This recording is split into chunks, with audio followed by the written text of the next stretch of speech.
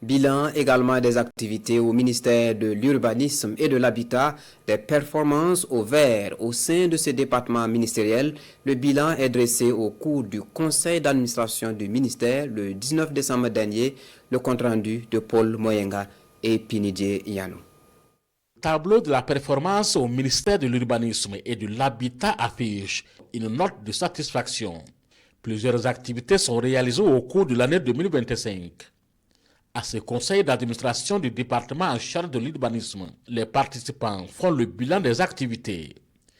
Plus de 100 km de voies ouvertes et rechargées dans diverses localités. Près de 10 km de caniveaux réalisés pour améliorer l'assainissement. Le géoréférencement des plans de 13 localités, gage d'une meilleure planification. La construction de 595 logements, apportant des solutions concrètes à la demande croissante. Le contrôle de 85 aménagements et de 4842 constructions, garantissant la conformité et la sécurité. La supervision de 111 projets de maîtrise d'ouvrage et d'ouvrages délégués. La réalisation de 232 expertises techniques pour l'ouverture d'établissements scolaires, universitaires et sanitaires. L'adoption de la loi 06-2025/ALT sur la profession d'architecte, renforçant ainsi la qualité et l'éthique dans le secteur. L'année 2026 sera une année de grands chantiers, avec un accent mis sur les actions prioritaires, selon le ministre Mikailou Sidibé. Des actions qui feront des villes du Burkina Faso des espaces modernes, inclusifs et durables où chaque citoyen peut vivre dignement.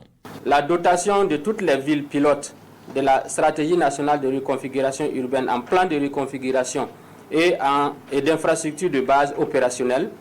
La construction de logements collectifs et sociaux accessibles aux populations, la promotion encadrée de l'immobilier pour un secteur dynamique et régulé, le suivi rigoureux des documents de planification urbaine et du respect des règles d'occupation du sol, l'élaboration d'un label national de performance énergétique pour les bâtiments modernes et respectueux de l'environnement.